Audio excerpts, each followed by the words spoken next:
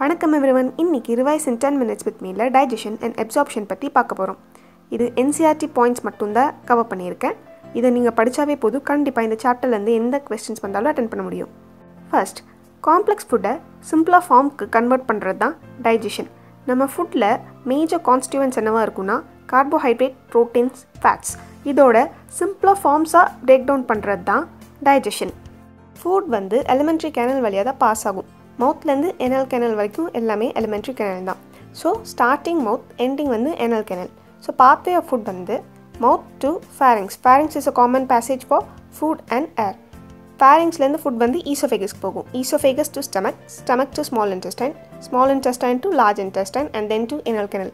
Rectum is also a part of large intestine. இது கொஞ்சம் mistake ஆயிருக்கு. ஸ்மால் இன்டெஸ்டைனோட பார்ட்ஸ் வந்து டியோடினம், ஜெஜுனம், இலியம். லார்ஜ் இன்டெஸ்டைனோட பார்ட்ஸ் வந்து caecum, ascending colon, transverse colon, descending colon, sigmoid colon and rectum. இப்போ layers forming the elementary canal. innermost layer வந்து mucosa, mucosa கீழ இருக்குது submucosa, middle layer வந்து muscularis, outermost layer வந்து serosa. இந்த diagram ரொம்ப இம்பார்ட்டன்ட்டானது.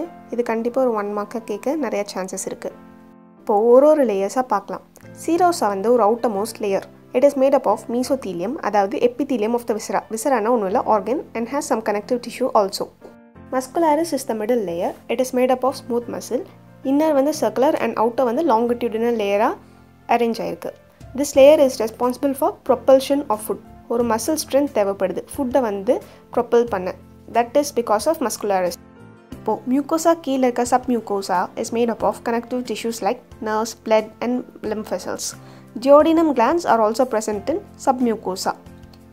ஏற்கனவே சொன்ன மாதிரி innermost layer is the mucosa. இதுக்கு நிறைய modification இருக்கு, நிறைய regions of the alimentary canal. இப்போ stomachல it has irregular folds called rugae. In small intestine it forms finger-like projections called villi. The cells lining the villi also throws projection called microvilli, which is responsible for the brush border appearance of the intestinal mucosa. இந்த villi வந்து is supplied by capillaries and lacteals. Goblet cells is also present in the mucosa which helps in lubrication. இப்போ இந்த வில்லையோட டயக்ராமை பார்த்துக்கோங்க. இது ரொம்ப important 1 mark. So இது வரைக்கும் digestion and alimentary கேனலோட லேயர்ஸ் பற்றி ஒரு ப்ரீஃப் பார்த்தோம். இப்போ ஒரு ரீஜியனுக்குள்ளேயா ஸ்பெசிஃபிக்காக போகலாம். Mouth is followed by buccal cavity which has teeth embedded in socket of jawbone. அதாவது இந்த டீத் போய் இந்த ஜாபோனோட சாக்கெட்டில் போய் அட்டாச் ஆகிறத தீகோடான்ட் அப்படின்னு சொல்லுவாங்க. This type is called as thecodont. Next, humans எப்பவுமே ஒரு temporary and permanent set of teeth இருக்கு. Temporary or deciduous teeth வந்து childல இருக்கும். Permanent or adult teethல வந்து adultsல இருக்கும். So this type of dentation is called diphyodont. Adultsக்கு 32 teeth இருக்கு. அது வந்து 4 different types இருக்கு. அதாவது incisors, canine, premolar and molar. இந்த type of dentation வந்து heterodont. இப்போ permanent and deciduous type வந்து diphyodont. டீத் வந்து ஜாபோனில் எம்படாக இருக்கிறது வந்து தீகோடான்ட். இது வந்து கிளியராக வச்சுக்கோங்க. டென்டல் ஃபார்முலா இன் ஹியூமன்ஸ் வந்து 2123/2123. டீத்தை 4 குவாட்ரண்ட்ஸாக பிரிப்பாங்க. Right upper and lower quadrant, left upper and lower quadrant. அதாவது ஒரு right upper and lower குவாட்ரண்ட்டோட formula வந்து 2123/2123. 2123னா ஒன்றும் இல்லை, 2 incisors, 1 canine, 2 premolar and 3 molar. அதே மாதிரி தான் அப்பர்லேயும் இருக்கும், அதே மாதிரி தான் லோவர்லேயும் இருக்கும். அதாவது 1 right upper and 1 right lower. பக்கல் cavity வந்து மெக்கானிக்கல் டைஜஷன் ஆஃப் ஃபுட்டுக்கு ஹெல்ப் பண்ணுது. இந்த டீத் வந்து ஒரு கிரைண்டர் மாதிரி. இந்த ஃபுட்டை வந்து கிரைண்ட் பண்ணுறது வந்து டீத் தான். Because teeth is made up of enamel, so it helps in mastication. இப்போ tongue is a freely movable muscular organ attach to oral cavity by frenulum. இது ஒரு இம்பார்ட்டண்ட்டான 1 மார்க். ஒரு ஃபுட் வந்து நல்லா இருக்கா இல்லையான்னு எப்படி கண்டுபிடிக்கிறோம்? டேஸ்ட் பட்ஸ் மூலமாக தான். டேஸ்ட் பட்ஸ் எங்கே இருக்குன்னா நாக்கில் தான் இருக்கும். நாக்கில் எங்கே இருக்குன்னா பேப்பிலேயில் இருக்கும். ஸோ ஃபுட் வந்து இப்போ ஓரல் கேவிட்டி டு ஃபேரிங்ஸ்க்கு போகும். ஃபேரிங்ஸ்லேருந்து ஈசோஃபேகஸ்க்கு போகும். ஈசோஃபேகஸ்லேருந்து ஸ்டமக் போகும். இந்த ஈசோஃபேகஸோட லொக்கேஷன் நெக்லேருந்து ஸ்டார்ட் ஆகி தொராக்ஸ் வழியாக டயஃப்ராமை பியர்ஸ் பண்ணி அப்புறமேல் தான் ஸ்டமக்கு ரீச் ஆகும். இப்போ டைஜஷன் வந்து 2 ஸ்டேஜஸாக நடக்கும். Mechanical digestion and chemical digestion. Mechanical டைஜஷன்னா பக்கல் கேவிட்டியில் food மாஸ்டிகேட் ஆகி ஸ்வாலோ ஆகிறது.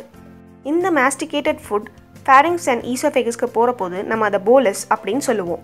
இந்த ஃபேரிங்ஸ் அண்ட் ஈசோஃபேகஸ்க்கு எப்படி போகும்னா முழுங்கிறது மூலமாக ஃபேரிங்ஸ் அண்ட் ஈசோஃபேகஸ்க்கு போகும். That is swallowing R டெக்ளூட்டேஷன். ரெண்டுமே ஒரே மீனிங் தான். இப்போ ஈசோஃபேகஸ்லேருந்து ஸ்டமக்கு எப்படி போகும்னா பை பெரிஸ்டால்சிஸ்.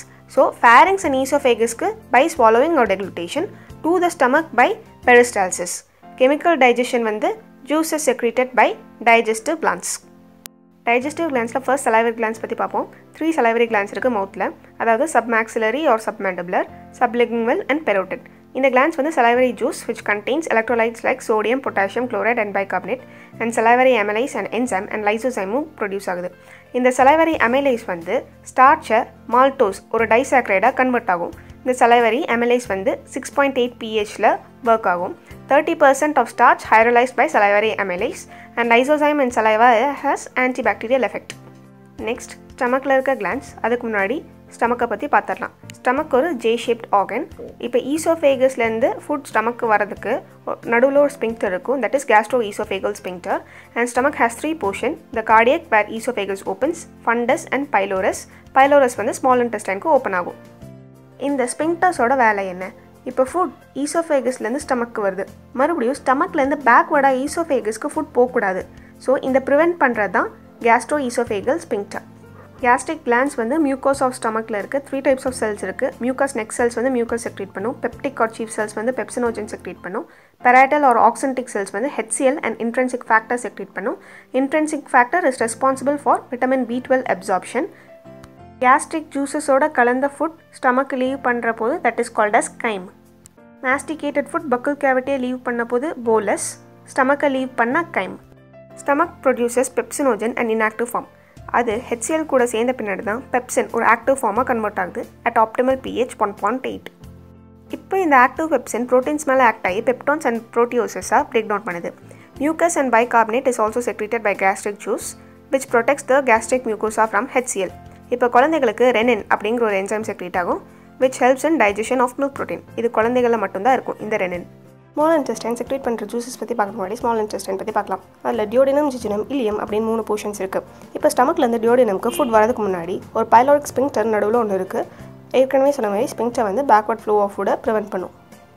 டியோடினம் ஒரு C-shaped or U-shaped organ. இப்போ ஃபுட் டியோடினம்லேருந்து ஜெஜினம்க்கு போகும், ஜெஜினம்லேருந்து இலியம்க்கு போகும், இலியம்லேருந்து சீக்கம் போகும். இங்கே ஒரு இம்பார்ட்டன்ட் 1 மார்க் வந்து blind sac hosting symbiotic organisms is caecum. இன்னொரு இம்பார்ட்டண்ட்டான 1 மார்க் வந்து vestigial organ with narrow finger like tubular projections arising from caecum is vermiform appendix. இது ஒரு வெஸ்டிஜியல் ஆர்கன், அதாவது useless organ in humans. Large இன்டெஸ்டைனில் ஏற்கனவே சொன்ன மாதிரி சீக்கம், கோலான் அண்ட் ரெக்டம் இருக்கும். இப்போ ஸ்மால் இன்டெஸ்டைனில் 3 டைப்ஸ் ஆஃப் ஜூஸ் செக்ரேட் ஆகும். Bile, pancreatic juice and intestinal juice. இதில் பைல் அண்ட் pancreatic ஜூஸ் வந்து ஹெப்படோபான்க்ரியாட்டிக் டக்ட் மூலமாக டியோடினமில் செக்ரேட் ஆகும். இந்த hepatopancreatic duct is also called as ampulla of water which is guarded by sphincter of Oddi. Bile is secreted by the largest gland in human body, that is the liver. Structural and functional unit of liver is the hepatic lobules. In hepatic lobules, hepatic cells are arranged in the form of cords. Lobules are covered by Gleason's capsule and hepatic cells secrete this bile which is stored in the gallbladder.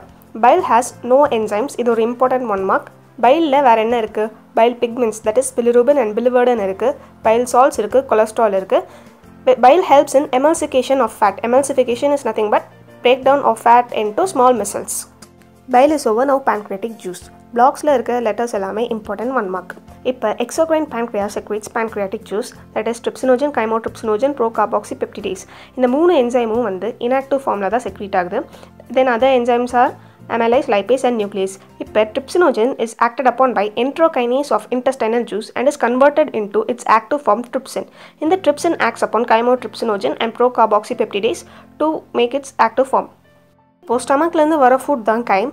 கைமோட products மேலே இந்த pancreatic enzymes எப்படி act ஆகுதுன்னு பார்ப்போம். Proteins, peptones, proteases are acted upon by trypsin, chymotrypsin, carboxypeptidase to give dipeptides. Fat மேலே lipase act ஆகி monoglycerides கொடுக்கும். Starch மேலே amylase act ஆகி டைசாக்ரைட்ஸ் லைக் சுக்ரோஸ், லாக்டோஸ் கொடுக்கும். நியூக்ளிக் ஆசிட் மேலே நியூக்ளியஸ் ஆக்ட் ஆகி நியூக்ளியோசைட்ஸ் ப்ரொடியூஸ் பண்ணும். ஸோ நம்ம சாப்பிட்ற ஃபுட் மேலே ஃபர்ஸ்ட் சலைவா ஆக்ட் ஆகும், நெக்ஸ்ட் கேஸ்ட்ரிக் என்சைம்ஸ் ஆக்ட் ஆகும், நெக்ஸ்ட் pancreatic enzymes ஆக்ட் ஆகும், ஃபைனலாக intestinal juice or succus entericus act ஆகும். Enzymes present in intestinal juice are disaccharidase, peptidase, lipase, nucleosidase. These are secreted by brush border cells of intestinal mucosa. இந்த enzymes எல்லாம் act ஆகிறதுக்கு ஒரு alkaline medium தேவைப்படுது. இந்த alkaline medium produce பண்ணுறது bicarbonate secreted from pancreas and the mucus secreted from goblet cells. Brenner's glands in duodenum also produce some mucus which helps in enzyme activity. End products of pancreatic enzyme reactions மேலே எப்படி success என்ட்ரிகஸ் act ஆகிறது தான் இந்த picture. இதை நல்லா பார்த்து வச்சுக்கோங்க. இதில் ஒரு 1 marks மேபி கேட்கலாம்.